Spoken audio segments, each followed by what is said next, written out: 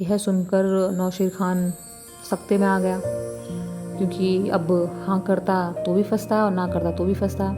लेकिन अगर ये काम हो जाता तो एक बहुत बड़ा ऑफ़र था उसके हाथ में। तो उसने कहा, जैसे माँ ने कहा था कि ठीक है। अब वो वापस आया और उसने अपनी माँ से कहा, तो वो रोने लगा कि माँ इस बार तो हम फंसेंगे।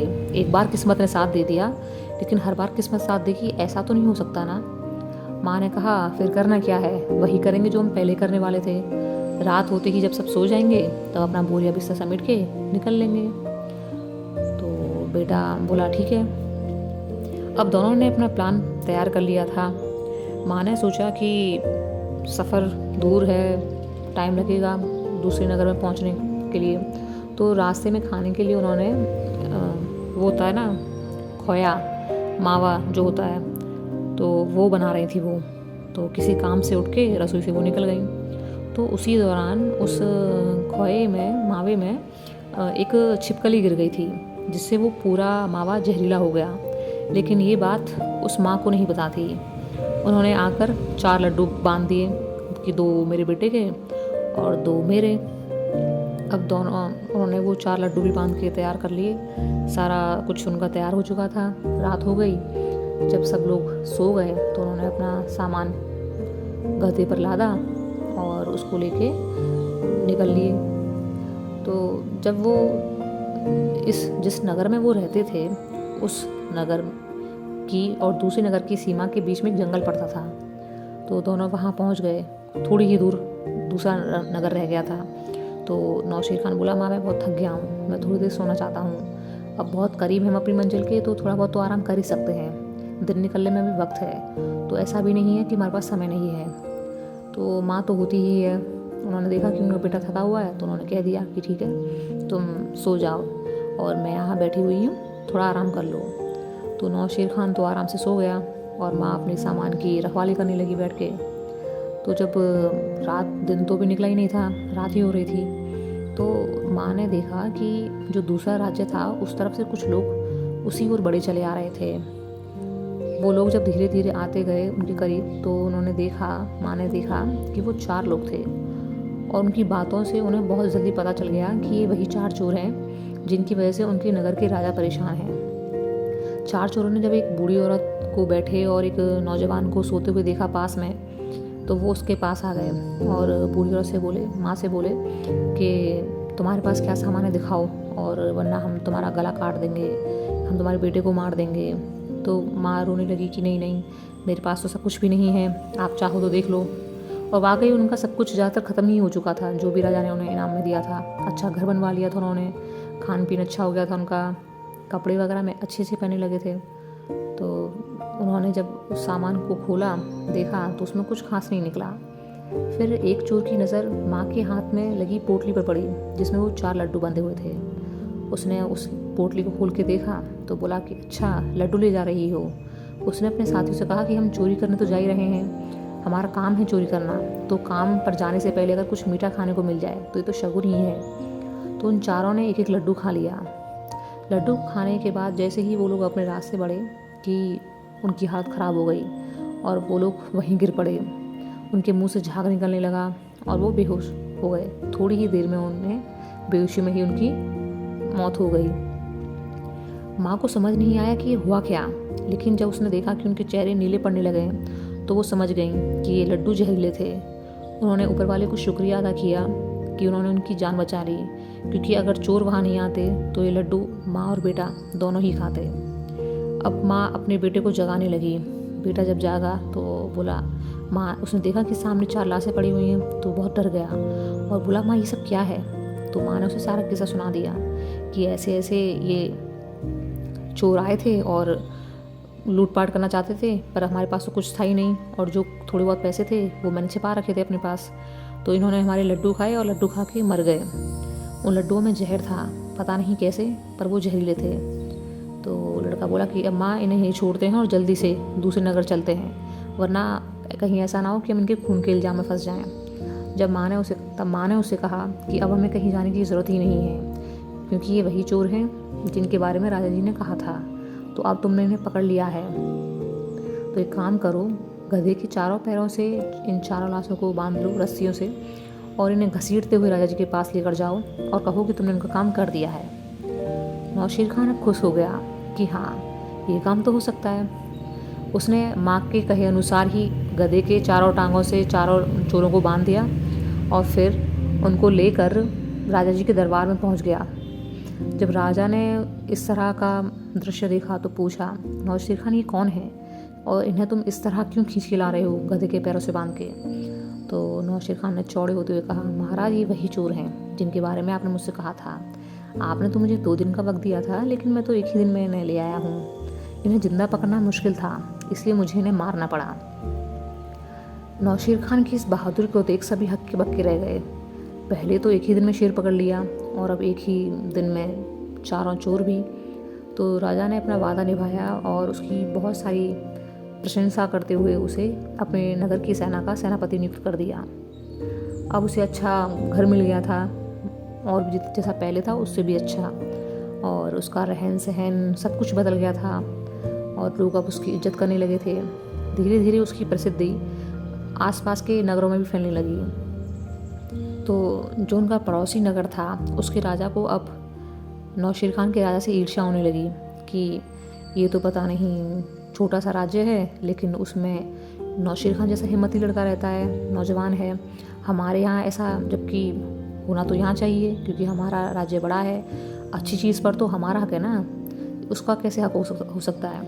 इस तरह की वो जलन उसके अंदर भर गई। तो उसने अपने एक सिपाही को भेजा और एक पत्र भेजा साथ में। उसने कहा कि अगर तुम चाहते हो कि तुम्हारा राज्य बचा रहे तो जो तुम्हारा सेनापति है नौशीर खान, उससे तुम हमारे हवाले कर दो, हमारे राज्य को दे दो। और अगर तुमने नौशीर खान को हमारे हवाले नहीं किया तो फिर युद्ध होगा, और तुम्हें पता है कि तुम्हारा राज्य छोटा है और हमारा बड़ा, तो हमें तुम्हें नेस्तनाबूद करने में ज़रा भी वक्त नहीं लगेगा। राजा ने जब यह सुना तो वो सोच में पड़ गए कि अब क्या किया जाए। तो उस समय दरबार में नौशीर खान सेनापति के उस पर बैठा था, पद के तौर पर बैठा था। तो उन्होंने उसे चिट्ठी पढ़ के सुनाई और कहा कि ऐसे ऐसे है, तो बताओ नौशीर खान तुम क्या चाहते हो? तुम हमारे साथ हमारे राज्य में रहना चाहते हो या फिर दूसरे राज्य में जाना चाहते हो?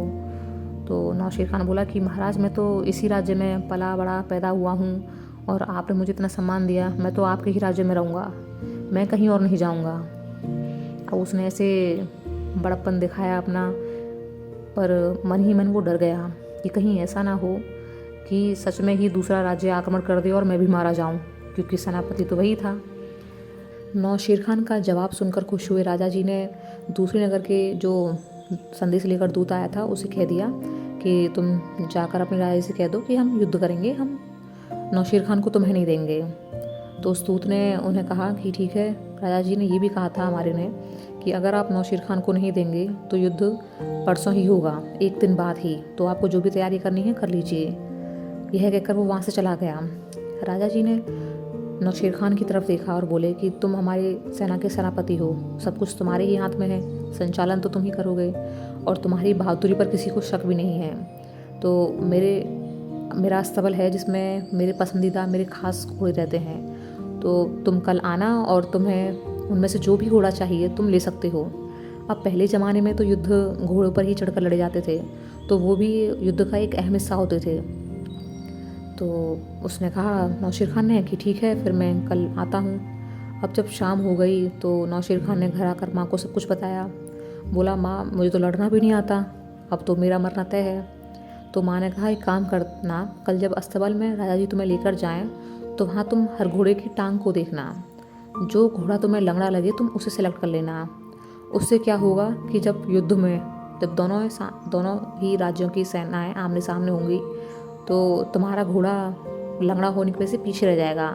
जब तक तुम युद्ध के मैदान में पहुंचोगे तब तक तुम्हारी सेना पहले ही वहाँ पहुंच चुकी होगी और मारकाट होके पहले ही निर्णय हो चुका होगा, क्योंकि सबको दिख रहा था कि राज्य छोटा है और वो विशाल सेना वाला राज्य है, तो जाहिर तौर पर नौशीर खान के राज्य की सेना हारेगी और उस बड़े राज्य की सेना को उन्हें ख़त्म करने में ज़्यादा वक्त भी नहीं लगेगा। नौशीर खान ने कहा हाँ ये ठीक है। अगले दिन जब राजा जी उसे अस्तबल में लेकर गए तो नौशीर खान सबके पैरों को देख रहा था और इस बात को राजा गौर कर रहे थे इस बात पर कि ये क्या देख रहा है। फिर आखिर में उसे एक लंगड़ा घोड़ा मिल ही गया। नौशेर खान खुश होते हुए बोला, मैं तो इसे ही लूँगा महाराज, मुझे यही चाहिए। महाराज अब ये सुनकर खुश हो गए। बोले, तुम्हारी पारखी नज़र को मैं मान गया, तुम्हें पता है इसमें कितनी बड़ी खूबी है। तो नौशेर खान सोचने लगा कि लंगड़े घोड़े में क्या खूबी होगी।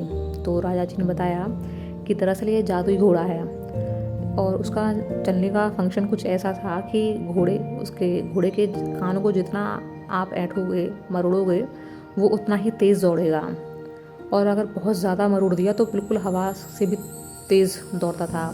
और अगर आप चाहते हो कि घोड़ा रुक जाए तो आपको उसके कानों को छोड़ देना है, तो वो अपने आप रुक जाएगा। तो नौशेर खान ने जब यह सुना कि उसने जादुई घोड़ा चुन लिया है तो वो तो घबरा गया, पर उसने अपनी घबराहट को राजा जी के सामने जाहिर नहीं किया। वह अपनी माँ के पास गया शाम को और उन्हें बताया। तो माँ ने कहा, ठीक है ना, घोड़े के कानों को बहुत हल्के से मरोड़ना, तो वो धीरे धीरे ही दौड़ेगा, बस घोड़े की कमान तो तुम्हारे ही हाथ में है ना। तो लड़के ने कहा, ठीक है, ऐसे ही करूँगा। अगले दिन जब युद्ध का समय आया, अब सबको पता था कि घोड़ा जादुई है, तो नौशेर खान को अंदर अंदर ये डर लग रहा था कि कहीं वह घोड़े से गिर ना पड़े, क्योंकि वह तो अपने जीवन में पहली बार घोड़े पर बैठा था।